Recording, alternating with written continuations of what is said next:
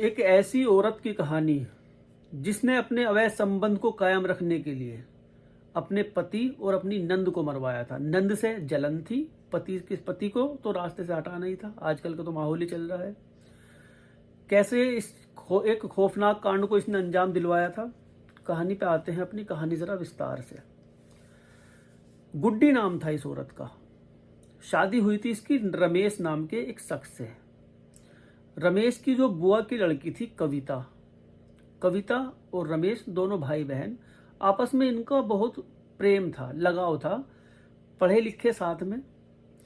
रमेश पढ़ने लिखने में बहुत तेज था, तो ये कविता इसी के पास आके अपने सवाल इससे पूछ लिया करती थी। बचपन से ही दोनों साथ खेले कूदे बड़े हुए। कविता की शादी हो गई राजू पटेल नाम के शख्स से, और रमेश की शादी हो गई गुड्डी से। वो अपने ससुराल चली गई कविता, और ये गुड्डी को लेकर अपने यहाँ पे आ गए। साटा गाठी में जो होता है ना, वो इस तरह से इनका रिश्ता हुआ था ये। यानी वो कहते हैं ना, वो लड़की एक दे दी और उधर से लड़की ले ली, साटा गाठी कह देते हैं उसको, हमारे यहाँ भी इसी तरह से कह देते हैं। इस तरह से इनकी शादी हुई थी। अब शादी के बाद कविता चली गई अपना राजू पटेल के पास, अपने पति के, वहीं पर रहने लगी। कुछ वक्त वहां रही। राजू पटेल की नौकरी लग गई कर्नाटक, उसको कर्नाटक जाना था।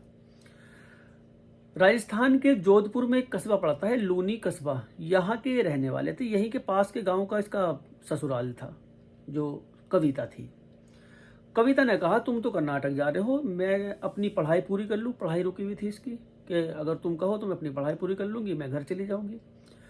राजू पटेल ने कह दिया, ठीक है, मैं नौकरी करने वहाँ जा रहा, तू अपना वहाँ पढ़ाई पूरी कर ले। इजाज़त दे दी। इसकी सरकारी नौकरी करने की तमन्ना थी कविता की। कविता घर पे आ गई। यहाँ रमेश के साथ अपना, रमेश इसका हाथ बटा दिया करता था पढ़ाई में। बहन भाई में बड़ी मोहब्बत थी इनमें। ये मोहब्बत गुड्डी को बहुत चुभती थी। वो हमेशा इनके ऊपर शक किया करती थी।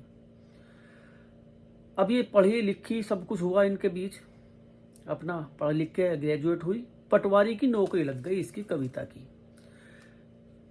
उस दिन 16 अप्रैल 2022 का दिन था, जिस दिन इसको ऑफिस में पहुंचना था। पहली बार नौकरी ज्वाइन करनी थी। इसने रमेश से कहा सुबह के वक्त कि भैया मुझे तुम कार्यालय तक छोड़ दो, जो वहाँ का कार्यालय था जहाँ से इसको साइन वन करके अपना नौकरी पे जाना था। भैया ने कहा कि ठीक है, तुम सुबह को तैयार रहना, ट्रेन से चलेंगे। ट्रेन का रास्ता था कि ट्रेन से चलेंगे। ठीक है, ये सुबह को तैयार हो गई। इसने कहा पहले मैं गाँव के मंदिर में चलते हैं अपने, और वहाँ पूजा वूजा करके प्रार्थना करके फिर चलते हैं आगे। इसने बाइक उठाई घर से कि ठीक है, पहले मंदिर होके आते हैं। ये मंदिर के लिए निकले। जहां कविता का घर था, मंदिर वहां से 2 किलोमीटर दूर था। ये दोनों बाइक पर यहां से जा रहे। रास्ते में जाते हुए एक एक्सयूवी गाड़ी रास्ते में खड़ी वहां। उन्होंने हाथ दे के इनको रोकना चाहा। रमेश ने बाइक नहीं रोकी। रमेश अपना निकल गया। एकदम वो गाड़ी स्टार्ट हुई और इनका पीछा करना शुरू कर दिया उसने। बहुत तेज बीच में उसके टक्कर मारी बाइक के। बाइक जो है वो गाड़ी के नीचे आई और 100 मीटर की दूरी तक वो घिसटती हुई चली गई उस गाड़ी के नीचे। ये दोनों कुचले गए। दोनों की मौत वहीं पे ही हो गई। बहन भाई दोनों यहाँ मर गए। जो गाड़ी में 3 शख्स थे वो गाड़ी वाड़ी छोड़ के भाग गए। जंगल के रास्ते पैदल ही पैदल भाग गए गाड़ी छोड़ के। अब इस हादसे को, जो वहाँ किसान खेतों वेतों में काम कर रहे थे, सुबह सुबह का ये वक्त था, वो लोग दौड़ के आए। उन्होंने देखा तो 2 लाशें पड़ी वहाँ पे। गाड़ी थोड़ी दूरी पर खड़ी वहाँ। इन्होंने पुलिस को इत्तला दे दी। पुलिस आई वहाँ पे, छानबीन की। 2 लाशें किसकी है किसी को भी नहीं पता, वहाँ किसानों को किसकी है। खैर वो बाइक के नंबर से पता लगा कि ये तो रमेश है और ये वहाँ का रहने वाला। इनके घर वालों को इत्तला दी गई। घर परिवार के भी लोग भी आ गए। इन्होंने शिनाख्त कर ली। रोना पीटना बच गया कि भाई बहन, ये तो इनमें तो दोनों बहन भाई में बड़ी मोहब्बत थी। इनके साथ किसने ये एक्सीडेंट, पहले एक्सीडेंट का नाम आया था कि एक्सीडेंट कर दी गई। एक्सीडेंट हुआ इनका। जो किसान थे, जो खेतों पर काम कर रहे थे, उनसे जब पुलिस ने पूछा गाड़ी के बारे में, जो एक्सयूवी गाड़ी खड़ी थी आगे थोड़ी सी दूर पर छोड़ कर भाग गई थी वो, तो उसके गाड़ी के बारे में पूछा था, गाड़ी किस तरह से आई थी। उन किसानों ने बताया कि ये गाड़ी तो बहुत देर से रोड पर खड़ी और वो लोग केले खा रहे थे खड़े हुए। शायद वो इन्हीं का इंतजार कर रहे थे, शायद, हम पक्का तो कह नहीं सकते, लेकिन ये गाड़ी बहुत देर से खड़ी और वो लोग खड़े हुए बातें कर रहे थे, केले वेले खा रहे थे वे। अब रमेश के घर वालों से पूछताछ हुई तो रमेश के घर वालों ने बताया कि इनको वहां पे जाना था, आज पहले मंदिर जाना था, और इस बारे में जो पता था सिर्फ घर के लोगों को पता था, किसी को नहीं पता था। घर में से ही किसी ने कुछ ना कुछ बात है शक जाहिर किया। रमेश की जो पत्नी थी गुड्डी, गुड्डी से पूछताछ हुई। गुड्डी ने अपना कुछ भी नहीं, रोना पीटना डाल रखा उसने। तो जो रमेश का एक भैया और था उसने शक जताया अपनी भाभी के ऊपर।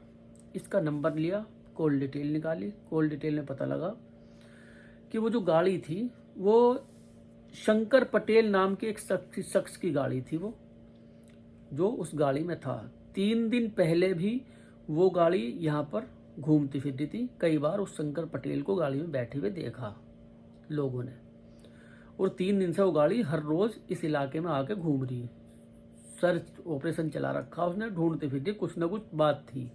लोगों को भी, ग्रामीणों को भी शक हुआ इस बारे में कि कहीं ना कहीं कुछ करने का इनका इरादा था, और आज ये करके चले गए। शंकर पटेल के बारे में पूछा, नंबर गुड्डी के मोबाइल से मिल गया उसका। गुड्डी के मोबाइल में जो नंबर ऐड था तो वो रॉन्ग नंबर से ऐड था वो नंबर। उस पर कॉल की, सबसे ज़्यादा उस पर बात हुई भी थी। उस पर कॉल की तो पता लग गया कि हाँ शंकर पटेल ही है। उसकी लोकेशन ट्रैक की, उसको भी गिरफ्तार करा। 2 लड़के और गिरफ्तार हुए इसमें, एक था सोहन पटेल और एक राकेश। इनसे पूछताछ हुई, इन्होंने कबूल कर लिया। पता लगा गुड्डी ने ही सब कुछ कराया। सारी लोकेशन गुड्डी ने बताई कि अब ये घर से निकल गए, अब ये वहाँ पहुँच गए होंगे, इस वक्त ये वहाँ पहुँचेंगे। अब से 1 महीने पहले भी इनको मारने की कोशिश की गई थी, और वो शंकर पटेल ही मारने की कोशिश कर रहा था। तब भी ये बच गया था जब रमेश को मारने की कोशिश की गई थी। अब इसको जलन अपनी नंद से भी थी, इससे दोनों को ही रास्ते से हटवाना था। 23,000 रुपये की, तो 23 लाख रुपए की ये गाड़ी खरीदी। 1 महीना पहले गाड़ी खरीदी थी इन्होंने। 1-1 लाख रुपए इन दोनों बंदों को दिए थे, ये साथ में थे इसको मारने के लिए। बाद में जब ये बातें निकल के सामने आई कि तू राजू पटेल, इसको शंकर पटेल को कैसे जानती है, पता लगा काफ़ी वक्त से इनका अवैध संबंध चल रहा है, काफ़ी वक्त से। रमेश को इस वक्त के बारे में कुछ नहीं पता। ये कभी भी कहीं भी जाके इससे मिल लिया करती थी, अपने मायके जाती थी तो वहाँ मिल लिया करती थी। इस तरह से इनका मिलना मिलाना चलता रहता था। जो नंद थी इसकी, इससे इसको इतनी नफरत थी कि मेरा जो पति है इससे तो हंस हंस के बात करता है। कहीं ना कहीं उसके ऊपर वो शक किया करती थी। पति को तो रास्ते से हटाना ही हटाना था इस शंकर पटेल के साथ रहने के लिए। उस नंद को भी इसने रास्ते से हटवा दिया। अपना खुद का घर खुद ही तबाह करने पे तुली हुई हैं आजकल की महिलाएं इस अवैध संबंध में पड़ के। जिस वक्त इस शंकर पटेल को गिरफ्तार करा, ये वैसे ही गिरफ्तार नहीं हुआ था, ये हुआ था तकरीबन 1.5 महीने में गिरफ्तार। महाराष्ट्र के नासिक से इसको गिरफ्तार करा था।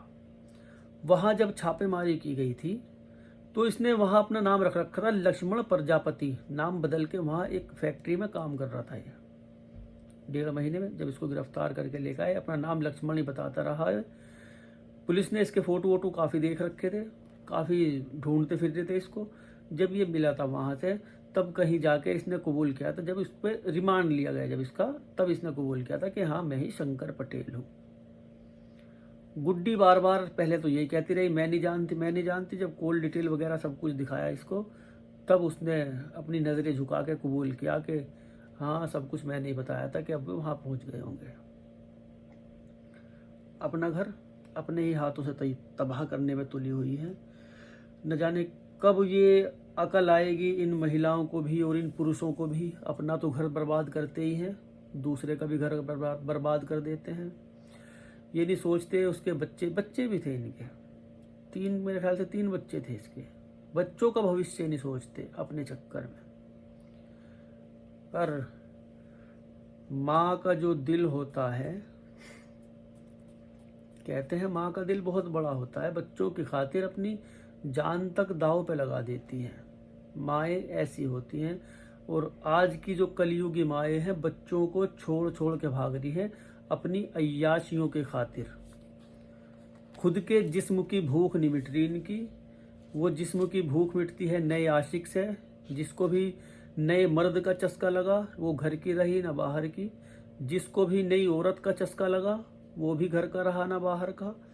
सब कुछ जानते पहचानते हुए भी हर शख्स इस लाइन पे लगा पड़ा है। सोशल मीडिया की इस दुनिया में तो न जाने क्या क्या गंद फैला हुआ है इस टाइम। कौन कहाँ से किससे संपर्क कर लेता है कुछ भी पता नहीं लगता किसी को। घर के अंदर ही क्या हो रहा है कुछ भी पता नहीं लगता किसी को। घर के खुद के अंदर, खुद की नाक के नीचे क्या हो रहा है कुछ भी पता नहीं लगता किसी को। बताओ, शादीशुदा पहली बार ज्वाइनिंग पे अपनी ड्यूटी करने के लिए जा रही थी। सपना था सरकारी नौकरी करने का उसका, टूट गया सब। बच्चों को छोड़ छोड़ के भाग रही। बच्चों का क्या भविष्य होगा? बच्चों को किस नाम से पुकारेगी दुनिया वाले कि तेरे बाप को तो तेरी माँ ने मरवा दिया था? किस नाम से पुकारेंगे दुनिया वाले? उन्हीं के यार दोस्त क्या कहेंगे? सारी जिंदगी गाली के तौर पे वे यार दोस्त इनको संबोधित करेंगे सारी जिंदगी। लड़की हुई तो उसकी सहेलियां कह दिया करेंगे तेरी माँ तो ऐसी थी, तेरी माँ तो ऐसी थी, तेरे बाप को ही मरवा दिया था उसने। ऐसा ही हमारे सामने एक केस हुआ था। आज तक वो दंश झेल रहे हैं। ये कलंक ऐसा लगता है सारी जिंदगी नहीं मिटता।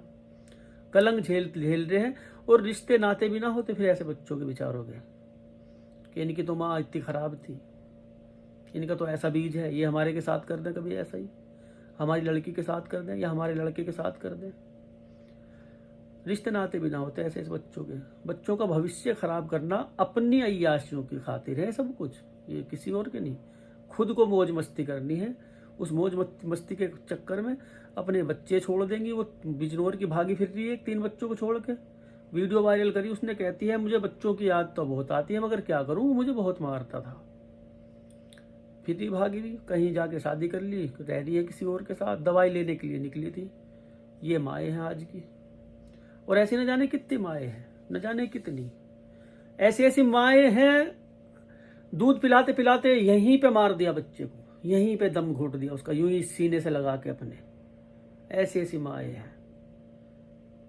क्या कसूर इन मासूमों का जिनको खत्म कर रही हो? ऐसी ऐसी माएँ कूड़ों में बच्चों को फेंक देती है। ये माएँ हैं, ये औरतें न जाने। खैर, मिलते हैं अगली कहानी में। अपना, अपनों का, घर बार का, फैमिली का ख्याल रखें। लौंडी लारी कहाँ जा रही, कहाँ से आ रही, क्यों, क्या मामला था, इतनी देर कहाँ थी, छत पे क्या, बाहर क्या, टॉयलेट में मोबाइल ले जाने का मतलब क्या है, क्यों इतनी देर तक थे, कहाँ थे, किसके साथ थे, किसके संपर्क में है, कहाँ उठना बैठना है, कैसे यार दोस्त हैं हमारे बच्चों के, ये हमें ख्याल करना है, किसी और को नहीं। तुम्हारा पड़ोसी, तुम्हारा जान पहचान वाला, तुम्हारे रिश्तेदार सब चाहते हैं, सबके दिमाग में रहता है साला बदनाम होने दो, बदनाम होना चाहिए, खराब कर दो इसको, हो जाओ, इसके बच्चे इस तरह के हो जाएं। सब सोचते हैं, तरक्की के बारे में कोई नहीं सोचता कि इसके बच्चे तरक्की कर लें। जलते हैं एक दूसरे से, याद रखना, हमेशा हमेशा याद रखना, जलते हैं एक दूसरे से। तो ये सब हम ही ख्याल कर सकते हैं, अपने घर को अपना आप ही देख सकते हैं, किसी और की जिम्मेदारी तो बिल्कुल भी नहीं। ठीक है, मिलते हैं अगली कहानी में।